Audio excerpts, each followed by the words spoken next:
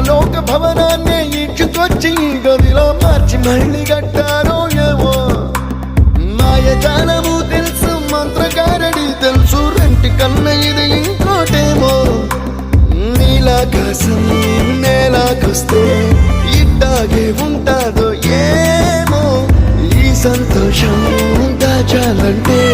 హృదయాలు ఓ వంద కావాలి